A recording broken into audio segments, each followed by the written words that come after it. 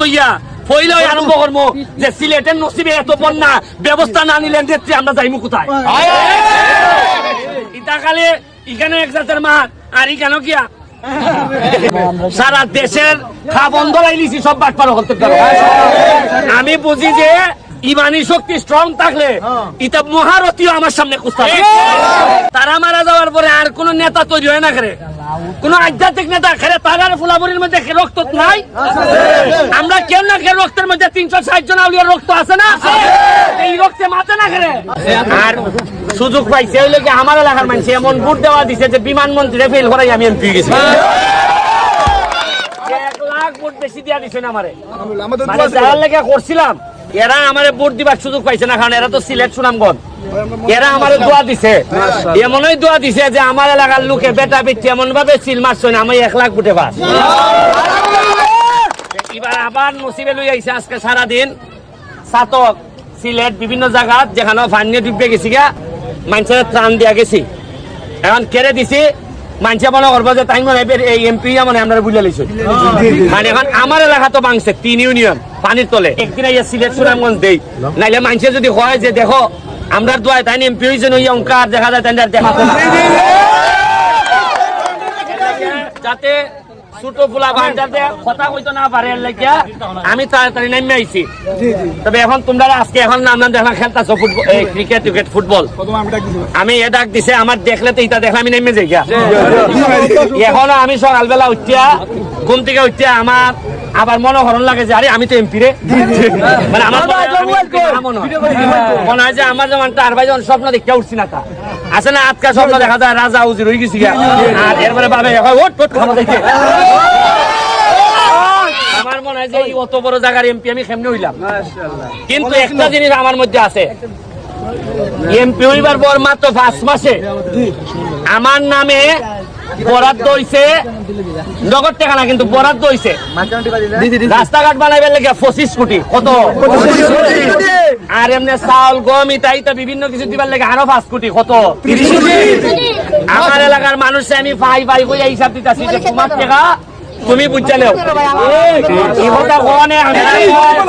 এরা কয় ফুলাটা ভাতলা ফুলা এটা খেরে কইলা এটা বেলে নিয়ম বেলে সরকারে পয়সা তোমারে দিলে পরে জনগণে দিবার লেগে যেটা দিব ইটা বেলে ফকটের ভিতরে আনানি আনাইয়া এরপরে লুকাই রাখন আর মারতে গেলে বখন তুই এমপি সাথে কথা বস আর এমপি সাথে তো মাশাআল্লাহ আরো চাইলা বাসলা মস্তান থাকে মানে মস্তান তেলে খিলা যাইতো গিয়া কইতো যে ভাই সাহেব আমার ভান্নে আমার বাত নাই আমি চেষ্টা করি তারা তার ভাইয়া যাইবা যে কত দানে কত মানুষেরে লাইতেছি হয় না যে গোলের কথা পরে জানলো কেমনে ওই আপনারা কইবা ওই ব্যারিস্টার সুমন যেমনে এমনে আমার এখানে 1 কোটি আইলে আমি জানাই দেই যাই তোমরা আর বেশি কইতো না পড়ালেখাটা কইতো রে বাবা কারণ এটাই এমন বাট পারে লাগল ভাইছে দেশটারে যে যেখানে ভাইতাছে মাইরে একটা লাগাইতেছে আল্লাহ মাহবুব জানে কত খাইবো এর খাইবার কোনো শেষ নাই এ মারতে মারতে ডাক্তারে হইয়া দেয় যে গরুর মাংস খাইতে আর চায় না কিন্তু টেহা বানাই লিছে তো 200 কোটি গরুর মাংস গরু সামনে আটা আটি করে কিন্তু খাইতে পারে কিন্তু এর ভিতরে মানুষের টেকা ও অকমাইরা শেষ করে দিচ্ছে সব যাই হোক আমি আমার হাসান হাবিবের বাড়ি কেন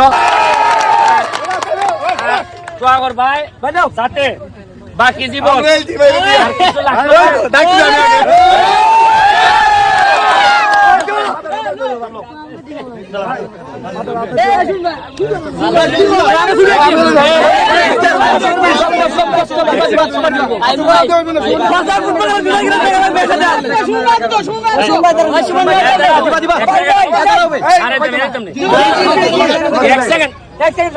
একাডেমি আর 3 একাডেমি দেখা দিতাম কিছু ফাতলা মারবো নি এমপি টাকা না কিন্তু আমার কথা হলে আমি কইলা দিতে রাজি কিন্তু বাটপারি করতে তাই না আমার এলাকার তোমরা দাওয়াত দিয়ে গেলাম ভাই কোন হালার ক্ষমতা নাই টাকা খাইবা আমি শক্ত হয়ে গেলি পরে কের প্রশাসন আর কের নেতা আমি কইছি যে টাকা খাইবাই তাহলে রাজনীতি খান ছেড়ে দাও। সঠিক সঠিক রাজনীতি করো তাহলে টেকা খাওয়া ছেড়ে দাও। আপনারা একটা ছোট ঘটনা কই, আমার গত সপ্তাহের একটা ঘটনা। আমার একটা লোক মারা গেছে বিদেশে, দুবাই, হার্ট অ্যাটাক করিয়া। এরপরে এরা খবর পাঠাইছে দুবাই থেকে, এর সাথে যারা আসিল এর মারদারও কয় লাশ পাঠাইতে 4 লাখ টাকা লাগবে। কয় লাখ? আমি খবর লইয়া দেখলাম, আমার একটা লোক আছে দুবাই, খবর লইয়া দেখলাম যে এটা কেমনে আমি 4 লাখ টাকা দিব করতে মাত্র 2 মাস হইতে গেছে। এরপরে দেখা গেল যে লাশের যে ওজন, প্রতি কেজি ওজন হইলো 24 টাকা, মানে লাশ আনতে গেলে যে ওজনটা 24 দারাম। আর এটা আমরা খবর পাঠাইছে এটা বলে 60 দারাম করে লাগে। কি জাত, মানে লাশের টাকার মধ্যে খাইতে লাইছেন 33 টাকা করে। এরপরে আমি যখন ধরলাম, এরপরে কেমনে কেমনে 4 লাখ তো লাগছেই না, এ যে কিছু রুজি বেলা করছিল, এই টাকা 1 লাখ সহ ফেরত আইছে আমার এলাকা। কি জাত খাট আছে দেশে আসি, বুঝছেন নি আপনি? আরে এমনি টাকা নেই নেস, রাস্তা বাড়ার 2 নম্বরই খরচ, মাটি না কুস্তা। এবারে তোমার খাল খাটন ইটা তো মারুন কুস্তা মাটি না, এর লাগে তুই লাশের টাকা ওজন বাড়াই দিতে নি। আপনারা বার্তা শোন, অত সুজা না, সোনার বাংলা। এই যে আমি 2 কথা আশা হই দেখিয়া এরা তু খাইতেছে আমার গাছ কইলি তো। মনে রাখো, যার মরার ভয় নাই আর যার পয়সা রোজের ইচ্ছা নাই, এর চেয়ে বড় মস্তান আর বাংলাদেশে নাই।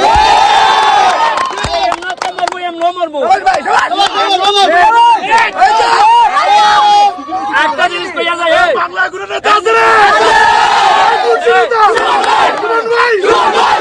একটা জিনিস